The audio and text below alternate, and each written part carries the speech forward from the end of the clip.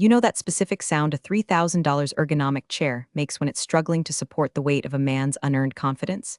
It's a low-frequency groan, like a dying whale or a collapsing moral compass. That was the soundtrack to my Tuesday morning. I was sitting in the Innovation Aquarium, a glass-walled conference room that smelled of ozone and dry erase marker fumes, watching a man named Grant dismantle 17 years of my life with a laser pointer and a smile that looked like it was practiced in a mirror while listening to Gary Vaynerchuk podcasts. I'm Jade. I don't exist on LinkedIn. My job title on my tax return says logistics consultant, which is the bureaucratic equivalent of a beige wall. In reality, I design the digital supply chain protocols that ensure Air Force One doesn't accidentally get refueled with sludge or fitted with parts sourced from a dubious warehouse in a non-extradition country. I deal in absolutes, redundancies, and paranoia. And this is Grant. Grant is the new director of Agile Operations. He wears loafers without socks, uses words like synergy unironically, and thinks security clearance is a vibe rather than a federal investigation. Grant was currently pointing at a diagram of my Tier 1 filtration system. This, he said, tapping the screen hard enough to leave a fingerprint that would drive me insane for the next hour, is what I call legacy drag. It's dinosaur code, people. We're moving at the speed of government, and I need us to move at the speed of now. I took a sip of my black coffee. It was lukewarm, much like my faith in humanity. By the way, if you enjoy reading about highly competent women watching confident idiots ruin everything, maybe hit subscribe and give this an upvote. It keeps the lights on in my bunker and fuels my caffeine addiction. Anyway, back to the disaster. Grant, I said, my voice level. I don't shout. Shouting is for people who don't know where the bodies are buried. That dinosaur code is a triple-blind handshake protocol. It verifies that the fuel trucks entering the perimeter actually belong to the Defense Department and aren't just disguised U-Hauls packed with fertilizer. Grant chuckled. It was a wet, dismissive sound. He turned to the room, a collection of terrified junior analysts and exhausted sysadmins who looked like they were waiting for a meteor strike to end the meeting. See, this is the fear-based mindset we're pivoting away from. Jade, I respect your tenure. I really do. But we're implementing a lean procurement model. Trust is our currency. Trust isn't a currency, I replied, feeling a migraine tightening its grip behind my left eye. Trust is a vulnerability. Verification is a currency. And if you remove that layer, you're not pivoting. You're opening a back door. He sighed the way a parent sighs at a toddler who won't eat their organic broccoli. Jade, you're thinking in constraints. I'm thinking in possibilities. Private sector doesn't wait for 3 signatures to buy a spark plug. Why should we? Because the private sector isn't responsible for the aerial transport of the nuclear football, I said. It came out sharper than I intended, slicing through the air conditioning hum. The room went silent. You could hear the hum of the server racks in the basement, 3 floors down. Grant's smile didn't falter, but his eyes went dead. That's the thing about these corporate fixers. They don't have souls. They have KPIs. He didn't care about the nuclear football. He cared that my protocols added 45 minutes to his time-to-ship metric, and that was making his dashboard look red instead of green. We're going to table the nuclear talk, Jade. It's dramatic and, frankly, a bit toxic, Grant said, smoothing his tie. It was a hideous tie, a pattern of tiny sailboats that suggested he wished he was somewhere else. I wished he was somewhere else, too, preferably the bottom of the Mariana Trench. We are going to streamline the vendor list. We're going to automate the approval gates, and we are going to do it by Friday. He looked at me, expecting me to crumble or argue or throw a stapler. That's what he was used to, emotional pushback. He wasn't used to the silence of a predator watching prey wander into a minefield. I looked at his diagram. He had drawn a big red X over the section labeled Echo 0. It was the deployer audit trail. It was the only thing that connected the physical inventory to the encrypted military database. Without it, we were just Amazon Prime with bigger guns. Friday, I repeated, you want to migrate a classified logistics mainframe to a lean model in 4 days. Agility, Jade. Adapt or die, he said, finger gunning at me. I wanted to break his finger. Instead, I set my coffee cup down with a precise, soft clink. Understood, I lied. I'll start preparing the documentation for the transition. I wasn't preparing documentation. I was preparing a funeral. Not for me, though he didn't know that yet, but for his entire career. I realized in that moment that Grant wasn't just a nuisance. He was a systemic error. And in my line of work, you don't argue with errors. You isolate them, you sandbox them, and then you let them execute their corrupted code until they crash the system in a controlled environment. But Grant wasn't in a sandbox. He was in the main control tower, and he had just threatened to turn off the safety lights because they were too bright. As the meeting dispersed, the junior analysts shuffled past me, eyes averted. They knew. They could smell the ozone of a burning career. Lena, a sharp kid from MIT who I'd been mentoring on encryption hygiene, paused by my chair. She pretended to organize her notes. He doesn't know what Echo 0 is, does he? She whispered, her voice barely audible over the rustle of papers. No, I whispered back, staring at the whiteboard where Grant had written disrupt in all caps. He thinks it's just a delay timer. Are you going to tell him? I looked at Lena. She was young. She still believed that if you explained things clearly enough, logic would prevail. She hadn't yet learned that for men like Grant, logic is just noise that interrupts the sound of their own voice. I told him, I said, standing up and smoothing my skirt. He called it toxic. Now we let the system tell him. I walked back to my desk, a corner office that was technically a converted server closet, but it was my server closet. It was the only room in the building with its own hardline connection to the sub-basement archives. I sat down and unlocked my workstation. The screen glowed with the comforting, brutalist aesthetic of a command line interface. No icons, no friendly UX, just raw data and the power to freeze a shipment of jet fuel in Alaska with a single keystroke. Grant wanted lean, he wanted fast, he wanted to strip away the dinosaur code. I cracked my knuckles. It's a bad habit, I know, my mother hates it, but it helps me think. I opened the master directory. I saw the file for Protocol 17B, the redundancy check for third-party vendors. Grant had already flagged it for deletion in the project management software. Okay, Grant, I muttered to the blinking cursor. You want to drive the car? Fine. But don't come crying to me when you realize I took the brake pads with me. I didn't delete anything yet, I just organized. I moved my personal audit logs to a secure, partition drive that Grant didn't have clearance to see, mostly because he didn't know it existed. I archived the emails where he explicitly ordered the removal of safety checks. I created a digital paper trail so thick and heavy it could be used as a blunt weapon in a court of law. The air in the office felt different now. Thinner, sharper. It was the calm before the purge. I saw Grant walking around the floor, clapping people on the back, disrupting workflows, asking what are you working on, like a toddler interrupting a bomb defusal squad. He was marking his territory. He stopped at my desk. Jade, good energy in there today. I felt we really broke through some barriers. I looked up. We certainly broke something, Grant. He winked. He actually winked. That's the spirit. Break things fast. Fix them later. Fix them later, I echoed. Sure. He walked away, whistling. I watched him go. He was walking toward the server room. He didn't have a badge for the server room yet. He was going to bounce off the door. Thump, he bounced. He looked around annoyed, then tapped his phone, probably emailing HR to complain about the friction of locked doors. I turned back to my screen. I had work to do. If he was going to burn this place down, I needed to make sure I was standing in the only fireproof corner when the match dropped. The strategic silence had begun. I wouldn't argue anymore. I would just watch and wait. The dismantling didn't happen with a bang. It happened with a series of JIRA tickets. By Wednesday morning, Grant had unleashed what he called Operation Velocity. In practical terms, this meant stripping the flesh off the skeleton of our security infrastructure to make it run lighter. It was like watching a surgeon remove unnecessary organs, like the liver and the heart, because they weighed too much. My inbox was a graveyard of automated notifications. Access revoked, protocol disabled, user permission changed. I watched the screen as Protocol 9 Alpha went dark. That was the automated background check for delivery drivers entering the secure perimeter. Grant had replaced it with a streamlined vendor portal that was essentially a Google form with a smiley face at the end. He called it removing friction. I called it inviting the entire terrifying spectrum of the dark web to our loading dock. I walked to the break room to get coffee, mostly to avoid screaming into my keyboard. The mood in the bullpen was grim. People were typing furiously, heads down, avoiding eye contact. It felt less like a logistics center and more like the deck of the Titanic if the captain had announced that icebergs were just unscheduled hydration opportunities. Lena was by the water cooler, looking like she hadn't slept. She was clutching a tablet like a shield. He fired Jenkins, she whispered, staring into her paper cup. Jenkins? I blinked. Jenkins manages the cryo-storage manifests. He's the only one who knows how to calibrate the temperature sensors for the medical payloads. Grant said Jenkins wasn't a culture fit, said he asked too many questions about compliance. Lena looked up at me, her eyes wide and terrified. Jade. He's giving Jenkins access to an intern. A marketing intern. He said we need fresh eyes on the cold chain. My stomach did a slow, cold roll. A marketing intern managing medical payloads for Air Force transports. That wasn't just negligence, that was biological warfare with extra steps. Keep your head down, Lena, I said, my voice low. Do exactly what he says. But email me a confirmation of every order he gives you. Blind copy me. Use the private server, not the exchange.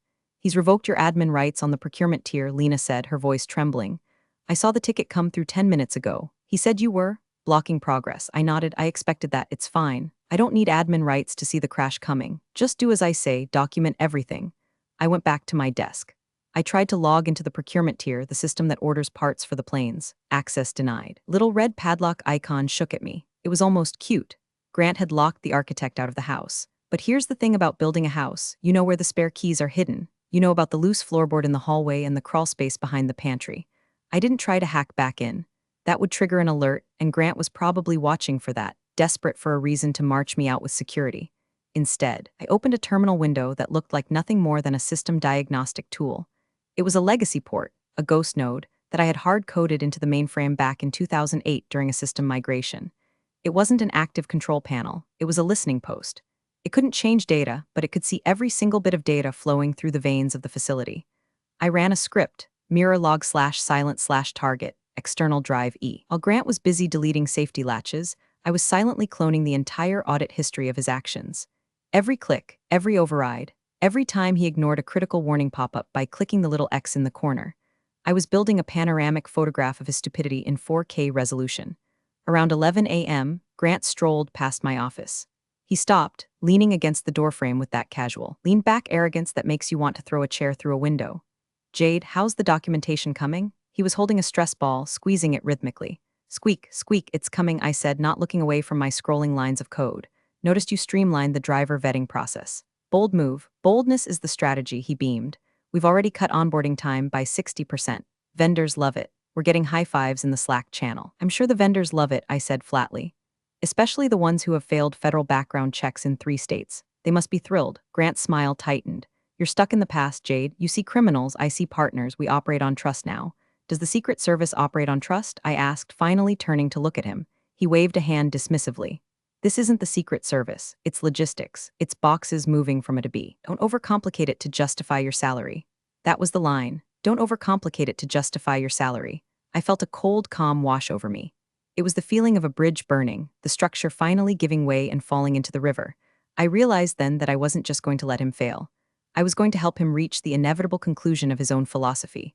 "You're right, Grant," I said, forcing a thin, tight smile. "Maybe I have been overthinking it. Boxes from A to B? Got it." He looked surprised, then pleased. He thought he'd broken me. He thought he'd won the dogfight. "Glad you're on board. We're doing a town hall at 2 p.m. to announce the new Speed First initiative. I want you there, front row. Show the team we're aligned. I wouldn't miss it," I said. He left, squeaking down the hall. I turned back to my ghost node. The data was pouring in. The system was already bleeding. I could see the errors starting to tick up in the peripheral logs, tiny mismatches in weight manifests, routing numbers that didn't quite checksum correctly. The digital immune system of the facility was dying, cell by cell. I pulled a small, encrypted hard drive from my bag and plugged it in. The backup completed. 100%. I had the evidence. Now I just needed the crime. And looking at the way Grant was tearing down the fences around the lion's den, I knew the crime wasn't far off. I checked my phone. A text from an old contact at the Pentagon, a colonel I'd worked with during the Iraq drawdown, hearing noise about a reorg over there. "You good?" I stared at the message. I typed back, "Define good. The monkeys have the keys to the zoo. Keep your phone on." I put the phone away. I could feel the hum of the servers beneath my feet, a vibration I had lived with for nearly 2 decades. It felt like a heartbeat. And for the first time in 17 years, the heartbeat was irregular, arrhythmic. The purge was almost complete. The system was wide open.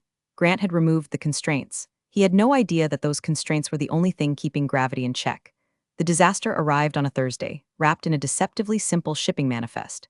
I was in the break room, staring at the microwave as it nuked a sad Tupperware of leftover risotto, when my phone buzzed in my pocket. It wasn't a text. It was a haptic alert pattern I had programmed 5 years ago. Long short, priority 1 anomaly. I left the risotto spinning. I walked back to my office, not running, but moving with the kinetic purpose of a paramedic approaching a car wreck. I slid into my chair and woke the ghost node. There it was. A flashing line of red text amidst the green waterfall of data. Alert. Unverified source detected in Stream AF1OX Logistics. Payload, Avionics Component Class 4, Origin. Shenzhen via Shell Corp 77, override authorized by Admin Grant. My blood ran cold. It wasn't a metaphor. I literally felt the temperature of my blood drop. Grant had authorized a shipment of Class 4 avionics critical navigation chips from a vendor that was flagged in our system as a Shell Corp 77. In layman's terms, that means it's a front company. Likely foreign intelligence. Possibly just black market trash, but definitely not the vetted, secure supply chain required for the aircraft that carries the President of the United States. He had bypassed the filter. The dinosaur code he hated so much was actually a geofence designed to stop exactly this. He had manually forced the gate open. I took a screenshot, then another. I saved them to the encrypted drive, then I stood up. This wasn't about office politics anymore. This was treason adjacent. It was negligence on a scale that lands you in a federal supermax, not just the unemployment line. I walked straight to Grant's office. I didn't knock. Grant was on a video call, feet up on his desk, laughing at something on the screen. When I walked in, he looked annoyed. He held up a finger, signaling me to wait. I didn't wait. I walked over to his desk and tapped end call on his monitor. Hey, he dropped his feet to the floor, face flushing red. I was on with the VP of Operations. What the hell is your problem, Jade? My problem, I said, my voice quiet and deadly terrifying, is that you just authorized a shipment of navigation chips from a blacklisted supplier in Shenzhen directly into the Air Force One maintenance queue. Grant rolled his eyes so hard I thought they'd detach. Oh my God, Jade, are we doing this again? I approved a component sourcing request. Vendor offered a 40% cost reduction and guaranteed 2-day delivery. That's called efficiency. That's called a national security breach, I said, leaning over his desk, my palms flat on the fake mahogany. That vendor is flagged for a reason. Their hardware is known to contain backdoor surveillance firmware. You are literally inviting a foreign power to listen in on the president's navigation data. You're paranoid, he spat, standing up to try and match my height. He failed. You see spies in every circuit board. I vetted them. They have a website. They have a 5-star rating on the vendor portal I built. A 5-star rating, I repeated, incredulous. You're basing national security on a Yelp review? I'm basing it on speed, Jade, something you clearly don't understand. He was shouting now, his neck veins bulging against his collar. I am the director. I authorized the override. It is done. The shipment is already en route. Recall it, I said. Cancel the order. Flag the shipment for quarantine. Do it now, Grant. No, he said, crossing his arms. I'm not going to look like an indecisive idiot in front of the VP because you have a boogaman fetish. The shipment proceeds. And frankly, Jade, your attitude is becoming a major blocker to our velocity. I stared at him. I really looked at him. I saw the fear behind the arrogance. He knew deep down that he didn't know what he was doing. But his ego was steering the bus, and he'd rather drive off a cliff than ask for directions. Grant, I said, and my voice changed. The anger evaporated, replaced by a cold, formal detachment. This was the moment I stopped being his employee and started being a witness for the prosecution. I need you to state for the record that you are consciously overriding the trace flag on stream AF1AUX despite a direct warning from the senior security engineer regarding the origin of these components. He scoffed. Don't liar me, Jade. Yes, I authorize it. I am overriding your outdated paranoid filter. Consider this a direct order to stand down. Is that a formal instruction? Yes, stand down. In fact, he paused, a cruel glint in his eye. Maybe you need some time to think about whether you fit in this new organization. Maybe your role is being, what's the word? Sunsetted. I stood up straight. I adjusted my blazer. Understood, I said. You're sunsetting the security protocols, and you're overriding the safety filters for the presidential fleet. I'm modernizing logistics, he corrected. Now get out of my office. I turned and walked out. I didn't go back to my desk to cry. I didn't go to HR to complain. I went to the server room door. My badge still worked for now. I walked into the cold, humming aisle of the data center. I found the specific rack that handled the physical logging of system alerts. I wasn't there to sabotage. I was there to ensure the black box was recording. I checked the status lights. Green, recording. Grant had just signed his name to a disaster. He thought he was moving fast and breaking things. He didn't realize that the thing he had just broken was the only thing standing between him and a military tribunal. I walked back to my desk. I felt light, weightless. The responsibility was gone. I had warned him. I had documented the warning. I had confirmed his refusal. The line had been crossed. Now, all I had to do was step out of the blast radius. Resignation letters are usually drafted with a mix of regret and diplomacy. Mine was drafted with the precision of a sniper adjusting for windage. 2. Grant, Director of Agile Operations, HR Department. From Jade Rivera subject. Immediate resignation/transfer of authority effective immediately. I am resigning from my position as Senior Security Protocol Engineer. Per your verbal instruction at 11:42 a.m. today, I am standing down and ceasing all oversight of the logistics streams. All liability for system overrides authorized by the director now resides solely with the director's office. I didn't add sincerely. I didn't add best wishes. I hit send. The sound of the email swooshing away was better than any symphony I'd ever heard. I started packing my box. Not a lot to pack after 17 years. A framed photo of my dog, who had more clearance than Grant. A coffee mug that said I am the error handler, and a small cactus that had survived 3 administration changes. I left the binders. I left the manuals. I left the sticky notes with the non-critical passwords, but I kept the badge, not the physical plastic card. I'd have to hand that in. I kept the digital badge. Years ago, I had created a system auditor profile. It wasn't an admin account. It couldn't change settings or stop a shipment. It was a read-only account designed for external audits. It was invisible to the standard user directory because it was hard-coded into the kernel level of the operating system. As long as the servers had power, the auditor account existed, and I had the private key memorized. Lena appeared at my cubicle wall, her face pale. Jade, I saw the email. You can't leave. The system is? It's acting weird. The inventory counts are flickering. I have to leave, Lena, I said, placing the cactus gently in the box. If I stay, I'm complicit. If I stay, I'm the one they blame when the plane falls out of the sky. But what do I do? Tears were welling up in her eyes. Grant keeps approving things. He just turned off the hazardous material conflicting check because it was slowing down the trucks. I stopped and looked at her. She was a good kid. She didn't deserve this. Listen to me closely, I said, lowering my voice. Do not sign anything. Do not authorize anything with your own credentials. If he orders you to do it, tell him you don't have access and make him do it on his terminal. Make him leave his fingerprints on the murder weapon. She nodded, sniffing. Okay, but who's going to fix the green layer? I smiled. It was a sad smile. Nobody is going to fix the green layer, Lena, because Grant doesn't know it exists. What happens when it desynchronizes? Then the building goes into lockdown and the adults show up, I said, just. Make sure you're not in the loading bay when the shutters come down. It gets loud. I picked up my box. Grant came out of his office holding a printout of my resignation email. He looked triumphant. He looked like he had just slain the dragon. Well, he said, loud enough for the whole floor to hear. I see you decided to embrace the change. Probably for the best, Jade. We need people who are all in on the vision. The vision is crystal clear, Grant, I said. I need your badge and your keys, he said, holding out a hand. I dropped my plastic keycard into his palm. All yours, you have full control now. The safety wheels are off. Finally, he breathed, pocketing the card. Now we can really move. Just one piece of advice, Grant, I said, shifting the box to my hip. Watch the green layer filters. If they start blinking, don't just clear the cache. Green layer, he scoffed. More made-up jargon. I'll have IT purge the old scripts by Monday.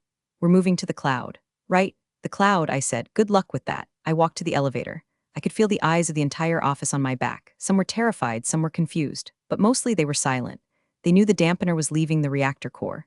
The elevator doors closed, cutting off the view of Grant standing in the middle of the floor, arms akimbo, looking like the king of a kingdom built on quicksand. I walked out to the parking lot. The Colorado sun was bright and blinding. The air smelled of pine and ozone. I walked to my car, a sensible Subaru, and put the box in the passenger seat.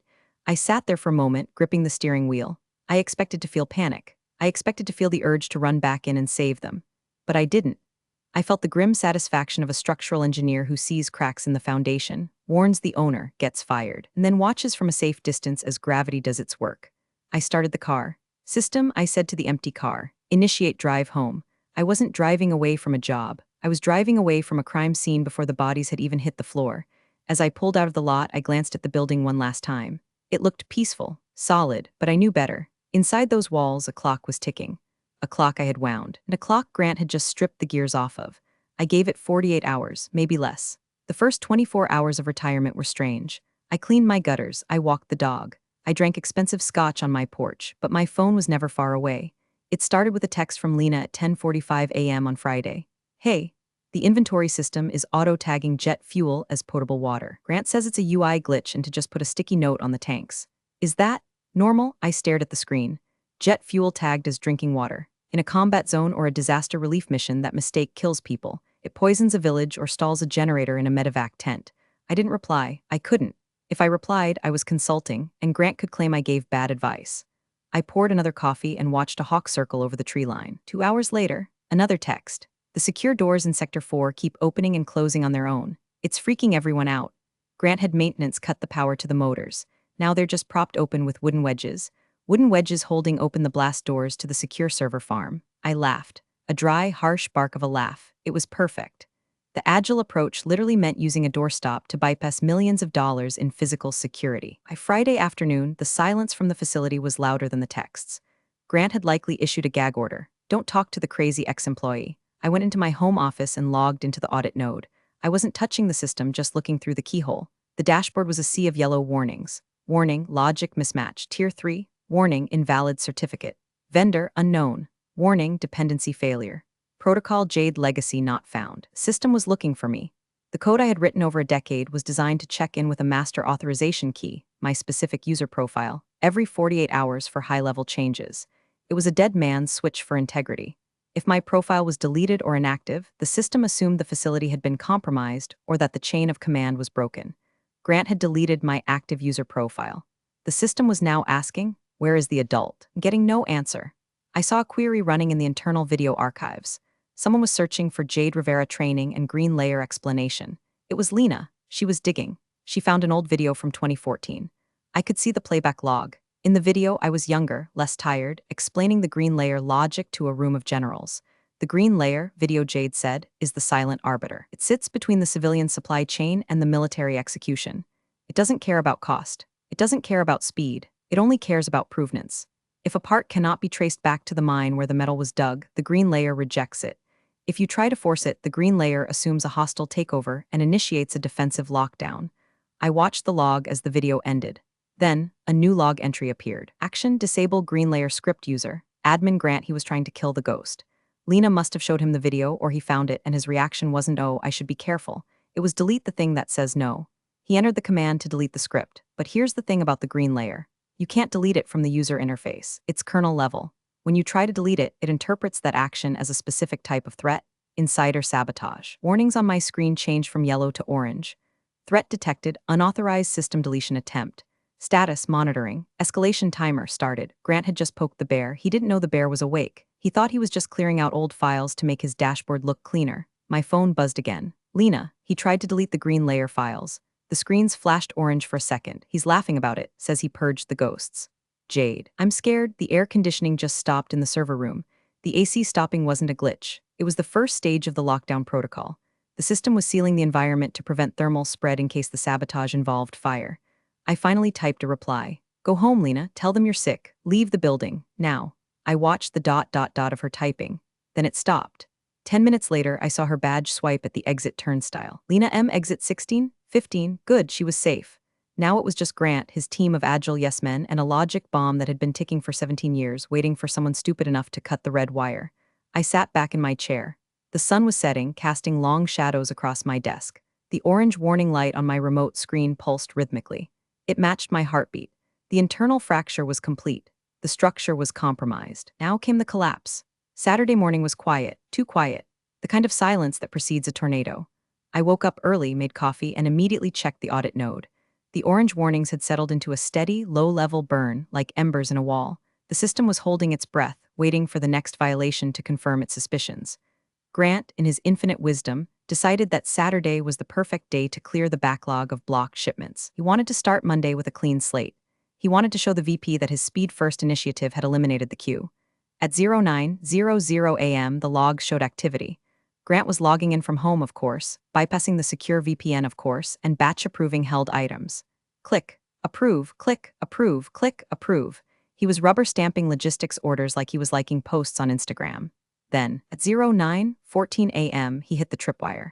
The shipment from Shell Corp 77, the one with the navigation chips I had explicitly warned him about, had been flagged by the green layer as quarantined. It was sitting in a digital cage, isolated from the main supply chain. Grant saw the cage. He saw the quarantined label, and in his mind, that label was just another bureaucratic hurdle. Action: manual override quarantine user. Admin Grant justification. Expedited delivery / vendor trusted. I watched the command execute on my screen. I stopped breathing for a second. He didn't just unlock the gate. He forced the system to inject the corrupted data, the manifests for the spy chips, directly into the Tier Echo 0 database. This is the database that Air Force One's maintenance crews used to verify parts. If those chips got installed, the plane wouldn't just be compromised, it would be a flying listening post for a foreign adversary. The system reacted instantly. The diagnostic text on my screen vanished. The scrolling green and orange lines disappeared. The screen went black. Then a single line of text appeared, blinking in stark white. Protocol violation confirmed. Tier Echo 0 breach. Source: internal admin. Response: DEFCON logistics automation. Awaiting timeout. System wasn't whispering anymore. It was racking a shotgun slide. My phone buzzed. It was an automated alert from the facility's main server, one that Grant couldn't disable because he didn't know the IP address. Subject: green layer is glitching. Help? It wasn't the system. It was Lena, emailing me from her personal account at home. She must have still been getting notifications on her phone. Jade, I'm getting alerts that the main warehouse robots have stopped moving. The inventory screens are all showing a countdown. It says 15:00. What happens at 3 p.m.? I looked at the clock. It was 9:30 a.m. The system had initiated a grace period. It was giving the authorized users 6 hours to reverse the command, to enter a rigorous cryptographic key that proved they were sane, sober, and authorized. Grant didn't have that key. I had that key. And I was sitting on my porch watching a hummingbird. I didn't reply to Lena. I deleted the email. It was cleaner that way. I went back to the audit node. I could see Grant's activity log. He was frantically clicking now. Command: reset system denied command. Clear alerts denied command. Pseudo force unlock access violation. He was realizing that the steering wheel had disconnected from the tires. He was spinning it wildly, but the car was driving itself now. I imagined him in his home office, probably spilling his kale smoothie. He would be calling IT support, but IT support couldn't help him.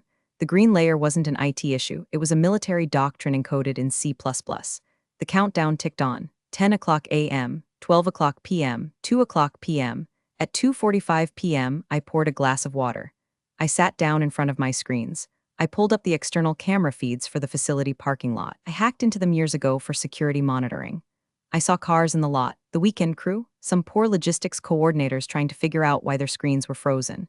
At 2:55 p.m., the audit node displayed a new message. Grace period expired. No valid key detected, assuming hostile takeover. Executing lockdown. The whispers were over. The scream was about to start. At 3 o'clock p.m. exactly, the facility ceased to be a corporate logistics center and remembered what it was built to be, a fortress. On my screen, the timestamp hit 15:00:00. Instantaneously, the green layer executed its final logic block, conditional lockdown, breach level 3. I switched the feed to the interior cameras, the ones in the main hallway and the server room. There was no audio, but the visual was chaotic poetry. First, the lights. The standard fluorescent overheads cut out instantly. The building plunged into darkness for exactly 2 seconds. Then the emergency lighting kicked in. Not the soft white safety lights you see in office buildings. These were deep, throbbing red strobes designed to disorient intruders and signal catastrophic failure. Flash, dark, flash, dark. In the hallway, I saw employees freeze. They looked up, confused. Then the blast shutters descended. These weren't flimsy security grates. They were 2-inch thick steel plates recessed into the ceiling, designed to isolate the facility in case of a chemical attack or a physical breach. They slammed down over the main entrance, the loading docks, and the windows. Clang. I could almost feel the vibration through the monitor. The open office concept was suddenly partitioned into steel cells. I checked the server room camera. The door, the one Grant had propped open with a wooden wedge, was the only failure point. The blast shutter tried to descend but hit the wedge. It jammed halfway, but the system was redundant. Seeing the physical seal fail, it initiated the secondary protocol, data severance. Every computer terminal in the building went black. Then, a single image appeared on every monitor, from the receptionist's iPad to the massive dashboard screen in the war room. It was the Department of Defense seal, rotating slowly. Below it, in harsh block letters, unauthorized incursion detected. Jurisdiction transferred to USAF command. Remain in place. Grant was in the facility. He must have driven in when the system stopped responding remotely. I found him on camera 4, standing in the middle of the bullpen. He was screaming into his cell phone. I checked the cellular spectrum analyzer on my ghost node. Signal jamming, active. His phone was a brick. Facility had engaged a local Faraday cage protocol. No signals in, no signals out, except for one hardline, the one connecting the facility to the Pentagon. Grant looked at his phone, tapped it furiously, then threw it across the room. It skittered across the floor and hit the shoe of a terrified intern. He ran to the main exit. He pushed the push bar. Locked. He slammed his shoulder against it, solid steel. He was trapped in the cage he had built, with the people he had terrorized under the red strobes of the system he had mocked. I watched him panic. It wasn't the funny kind of panic. It was the primal fear of a man realizing he is no longer the predator. He was banging on the glass of the reception booth, which was also sealed, mouthing words. I could lip read enough to catch them. Open the door, I am the director. The system didn't care about his title. The system only cared about the cryptographic signature he didn't have. On my audit node, the final confirmation rolled in, perimeter secure. External notification sent, USAF Space Command/Joint Chiefs. Reason, Tier Echo 0 integrity compromised. The text turned from white to a steady, calm blue, awaiting military intervention. I sat back and took a sip of my water. My hands were shaking slightly, not from fear but from the adrenaline of the execute command. It was done. The bomb hadn't just gone off. It had successfully imploded the building's operational capacity without hurting a single person physically. Career-wise, there were casualties everywhere. I checked the external camera again. In the distance, coming up the long access road, I saw the flashing lights, not police cars, black SUVs, military police. The cavalry wasn't coming to save Grant, they were coming to arrest him. I closed the laptop lid. I didn't need to see the rest, I knew the protocol. It would breach the perimeter, secure the servers, and detain the senior officer on site. That was Grant. I walked into my kitchen and started making dinner, chopping vegetables. The rhythmic chop, chop, chop of the knife replaced the clunk, clunk, clunk of the blast doors in my head. I had salted the earth. Now, I just had to wait for the soil to be tested. I didn't witness the next part live, but I heard the recording later. It became part of the official inquest. A digital artifact passed around the secure engineer community like a bootleg concert tape. It happened inside the war room, Grant's renamed conference room, about 45 minutes after the lockdown. The military police had breached the side entrance, cutting through the maglocks with thermal torches. They swarmed the building, zip-tying everyone until identities could be verified. Grant was dragged into the conference room, sweating, tie undone, demanding to speak to whoever is in charge of this glitch. The main screen in the room, which had been displaying the spinning do-D seal, suddenly flickered. The seal vanished. In its place was a high-definition video feed. General Marcus Thorne, 4 stars, Vice Chief of Staff of the Air Force. I knew Thorne. We had shared MREs in a bunker in 2009 while debugging a satellite uplink. He was a man who smiled once a decade, usually when a hostile regime collapsed. He wasn't smiling now. Grant, still trying to muster some authority despite being flanked by 2 MPs with carbines, straightened his jacket. General, Grant stammered, "Thank God, there's been a massive malfunction. My systems are be quiet," Thorne said. His voice wasn't loud. It didn't have to be. It had the weight of an aircraft carrier. The audio quality in the room was crystal clear. Grant's mouth snapped shut. "Mr. Grant," Thorne continued, reading from a file on his desk. At 09:14 hours, your credentials were used to override a level 5 quarantine on a supply stream designated for presidential support logistics. Is this accurate? I expedited a shipment, Grant said, his voice rising in pitch. It was a lean optimization. The vendor was vetted via our portal. I have the metrics to prove, the vendor, Thorne interrupted, is a known front for the Ministry of State Security. You attempted to install tracking hardware on Air Force One. Do you understand the definition of treason, Mr. Grant? Grant went pale. Treason? No, I'm a civilian contractor. I was just streamlining. You bypassed the green layer, Thorne said. Why? It was dinosaur code. Grant yelled, desperate now. It was blocking efficiency. I had to remove the legacy drag. Thorne stared at him for a long, uncomfortable silence. That dinosaur code was written by the lead architect of our secure logistics integration, Jade Rivera. Grant blinked. Jade? She's just a paranoid obstructionist. I fired her. You removed the only qualified engineer with the clearance to manage the Echo Zero tier, Thorne said. And in doing so, you triggered a dormant defense protocol designed to prevent exactly this kind of incompetence. Thorne leaned into the camera. Who authorized you to override the protocols of a national security asset? The mandate was agility, Grant whispered. The mandate, Thorne said, was security. You have failed. Thorne looked away from the camera, addressing someone off-screen. Take him into custody. Secure the facility. Initiate a full forensic audit. Wait, Grant screamed as the MPs grabbed his arms. I can fix it. I just need to reboot the server. You will not touch a keyboard again as long as you live, Thorne said. Then the general looked back at the camera. He seemed to be looking through the lens, through the fiber optics, straight into the ether where he knew I was listening. Get me Rivera, he said. The screen went black. Back at my house, my phone rang. It wasn't the haptic alert. It was a standard ringtone. Caller ID unknown. I picked up. This is Jade. Jade, a colonel's voice said. General Thorne sends his regards. We have a situation at the facility. I heard, I said. Stirring my pasta sauce. Sounds like a glitch.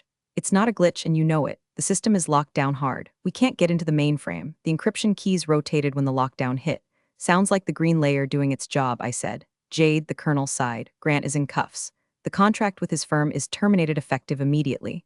We need the facility back online. The president has a schedule. That sounds like a complex problem, Colonel. What do you want, Jade? I paused. I looked at my kitchen at the peace and quiet I had fought for. I want a new contract, I said, direct with the do-D. No civilian middlemen, no directors of agility. I report to the Pentagon and I run the protocols my way. And I want it in writing, signed by Thorne before I even put my shoes on. There was a pause on the other end. Done, the colonel said. A car is on its way to you. Tell them to wait, I said. I'm eating dinner. I hung up. I sat down at my table and ate my pasta. It was perfectly cooked, al dente, just the way I like it. I returned to the facility on Tuesday. I took Monday off because frankly I could. I didn't drive my Subaru.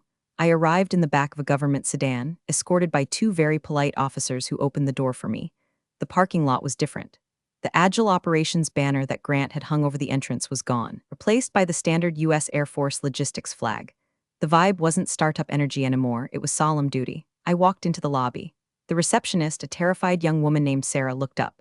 When she saw me, her shoulders visibly dropped 3 inches. Relief. Welcome back, Miss Rivera, she whispered. I nodded. Good morning, Sarah. I walked through the bullpen.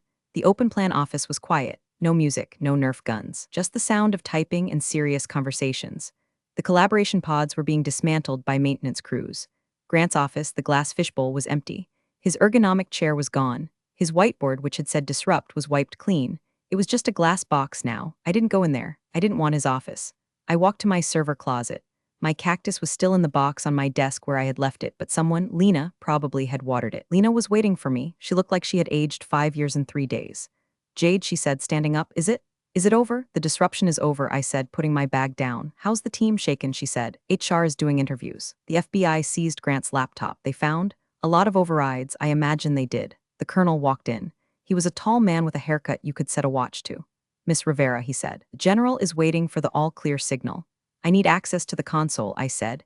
He nodded and handed me a new badge. It didn't say consultant, it said Director of Protocol Ops Clearance, Yankee White. I took the badge. It felt heavy. I walked to the main terminal in the center of the room. The screen still showed the blue awaiting military intervention status. I typed in my credentials. User, Jade R password. The system hesitated for a millisecond, checking the biometrics of my typing cadence. It recognized the dinosaur. Welcome back, architect. Restore from backup? Y/NI typed Y. The red lights in the ceiling stopped flashing. The blast shutters groaned and began to lift, letting the Colorado sunlight flood back into the room. The air conditioning hummed to life, changing from the emergency cycle to the standard cooling flow. The screens around the room flickered and returned to their familiar green dashboards. Green Layer was back online, silent and invisible, wrapping its protective arms around the supply chain. We are green across the board, I said to the colonel. Good work, Director, he said. Try to keep the drama to a minimum this time. As long as the chain of command stays vertical, there won't be any drama, I replied. He walked away. I sat in my chair, my old, comfortable, non-ergonomic chair. I looked at the code scrolling on my screen. It was complex, dense, and redundant. It was slow, it was safe. Grant was gone, likely facing a federal judge who didn't care about his velocity. His career was a crater. His reputation was ash. I had won.